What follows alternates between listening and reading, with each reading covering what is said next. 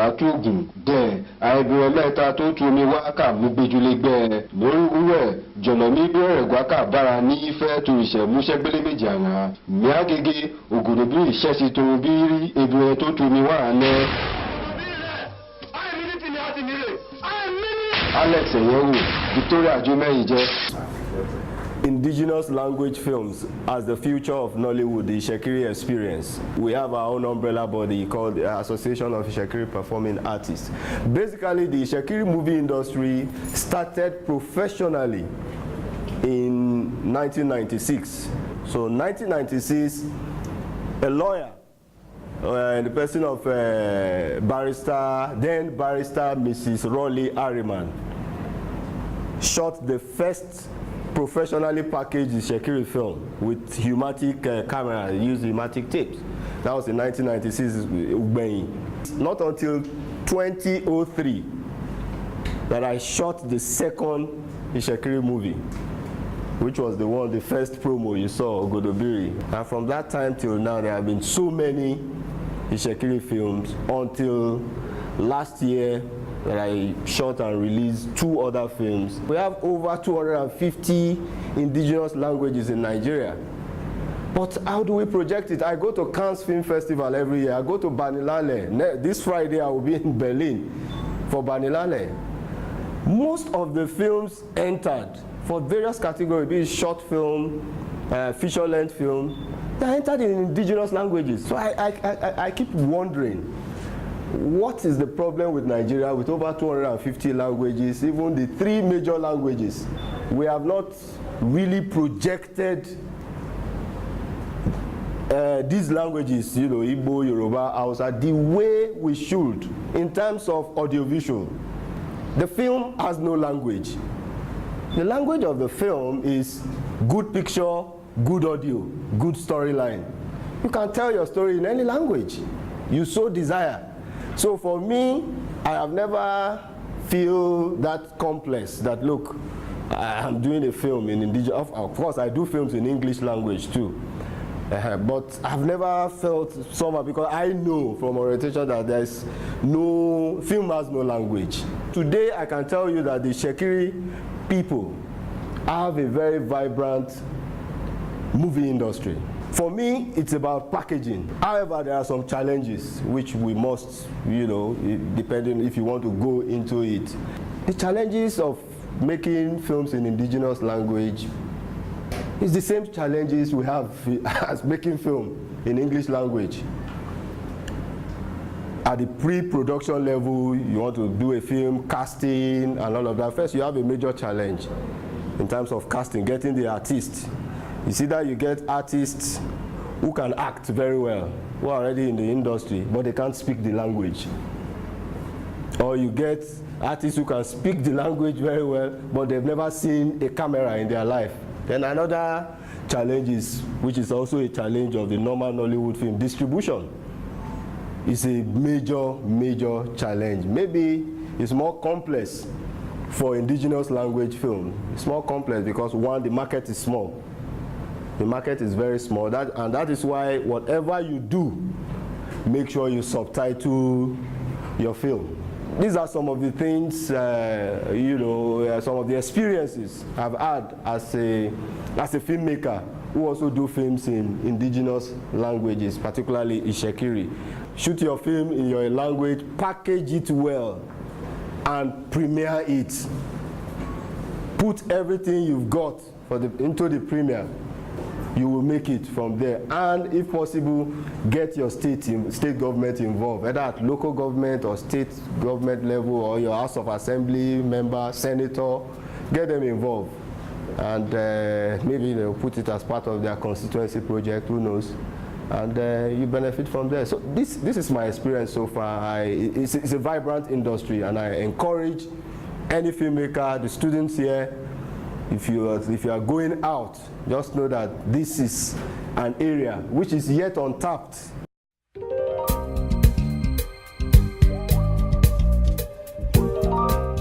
Good evening. I congratulate you for such effort. That is taking a dive in an unusual, market and making soaring in such a market. But the only question I want to ask, because I came in a little bit late, I'm told to introduce myself. My name is Bayero Agabi. You said you made 30 million naira from the premiere. How were you able to do there that? There are no tax people here. How were you able to achieve that? My question is two parts. You mentioned that the normal modes of distribution aren't usually successful for Itsekiri. Yeah. Correct. Films, and that's why you had to go do direct marketing. Yeah. But I was wondering if you could describe a little bit in detail what you mean by the normal distribution routes, okay, and then why those have failed you.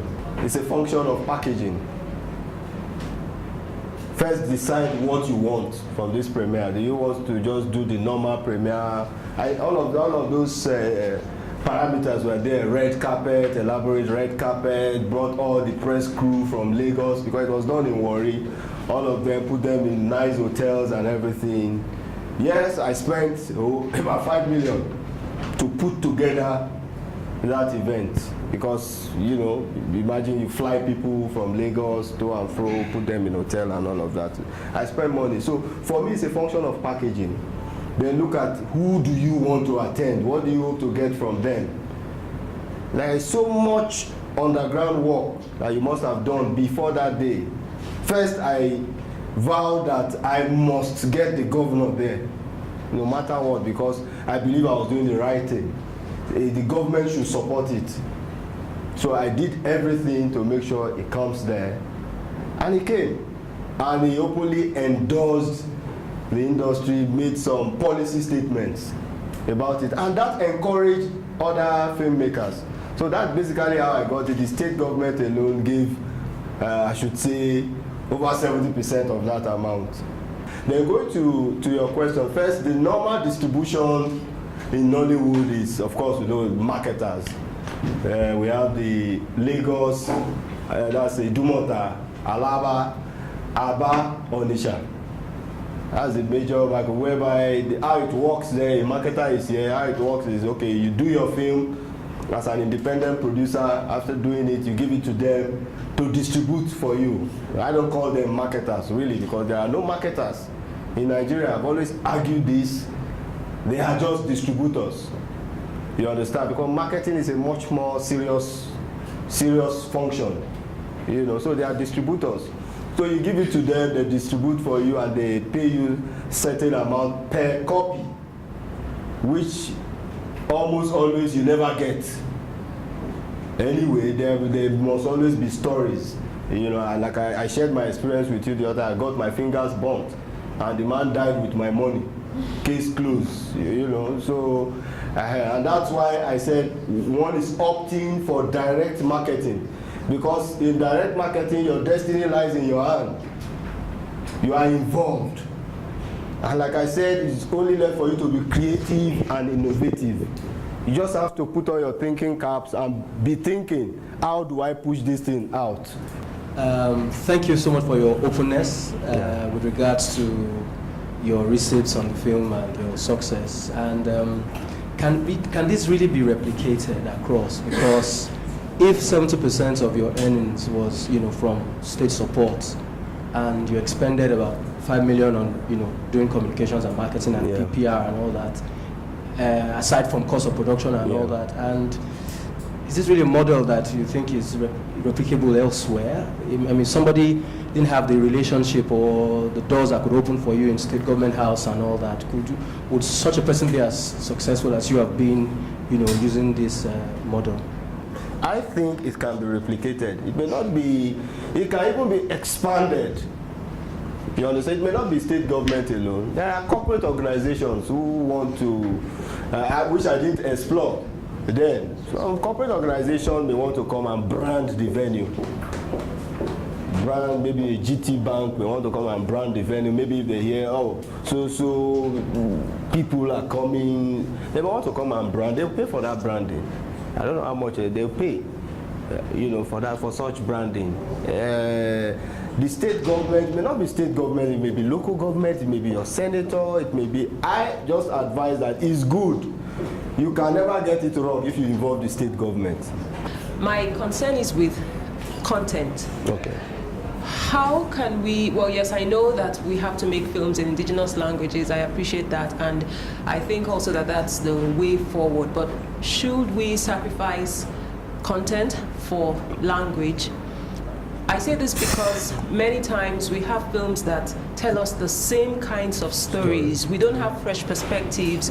We don't even have the celebration of this culture of ours that we're trying to celebrate. Yes, some of them pander to Western stories. In fact, I've heard stories of people sitting down and, well, maybe dubbing a novel or some other American film and just transferring it, that is bringing Nigerian actors or dialogue to do the same kind of thing. And so we have this repeating again and again. So what can we do to tell richer stories, stories that are more meaningful and stories that are universal? Because you were saying something about that one of the challenges of making films in indigenous languages that you have a smaller market. But I think that if your story is universal, everybody everywhere can relate or connect with the story, regardless of the language. Besides, you're going to subtitle. So that's one aspect of my question. The second is with the hype that you said. You said you have to do a lot of publicity for people to know about your films and all of that. I don't know how that works, but that has been going on. So how do you match it with consumer expectation? Because, for example, The Figurine was largely hyped, and I heard lots of people who were really disappointed and thought, what's all the noise about? The same thing again was said about EJ. I mean, why is she making so much noise and it's not really a wonderful story as such? I mean, we've seen this again and again. So how do filmmakers match their publicity efforts with customer expectations? My take on that is that in every 12 must be a Judas.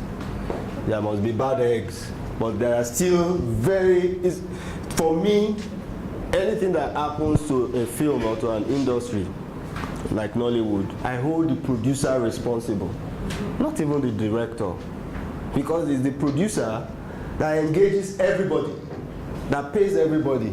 It's the producer that sources for the script, because everything starts with the script. So once you get it right at the script level, the challenge of content is solved. The second question, which is consumer expectation, you understand? I think it's closely related too. You understand? Filmmaking is show business. It's about noise. That is the truth all over the world, even Hollywood. Skyfall, like they're talking Skyfall, I don't know what sky has fallen. I've seen the film, maybe James Brown, James Bond, Skyfall. I don't, but the hype, I mean, it has grossed millions of dollars now. I don't see some films they hype, some Hollywood films they hype. At times when you go to see the film, from beginning to the end, it's just shooting, and at the end, you can't make any meaning out of it. So, filmmaking is about noise making. If you want to, that's the business aspect of it, or the show aspect, I don't know which one now. Because it's show business. There is the show aspect of it, and there is the business aspect of it. So you must make noise on the show aspect for the business aspect to survive. Otherwise, you will just be making film for making sake. Taking it from the area where you talked about intellectual property, that is copyright. Copyright, yes. We live in a world that is no longer traditional, even though we are making traditional movies. We now make movies with the global setting or cyberspace in mind. You can actually download a lot of movies that are not made in this country in Nigeria, and they watch those movies. With this in mind, the kind of movies that you make, if it is uploaded from Nigeria and downloaded in France and resold in France, is there any way you can get any justice for this? Is there any way you can take anybody to court over that? Okay, you didn't go too deep into the piracy issue. Yes. And I know a lot of filmmakers have said that that's what frustrates them. Maybe it's because the marketer is there, you didn't want to talk about it, but I think we would like to hear exactly what you mean by piracy. What have you done? You said indigenous films have found a way of making sure that it doesn't work against them. But what are those things that you have done? So maybe the ones who do the English films can learn from that as well. Okay. How do you go about the challenge of writing, scripting? You're a producer and a director. Yeah. How do you go about scripting? I'm Okay. sure you are not too conversant with the Itsekiri language, writing it. How do you go about the scripting? And if somebody wants to go into indigenous language productions, how do you go about the scripting? Okay. And again, what does your production budget look like? What we do normal scripting in English language. We give it to our actors and actresses. We try as much as possible to first, let me use myself. What I do, I give you my script, I give you enough time. That's why I spend more time. There are 3 stages in production, film production: pre-production, production, and post-production. And then the 4th stage is the distribution, you know. I spend more time in the first stage, pre-production, rehearsal, getting the script right and all. I spend more time. I can spend 3 months there.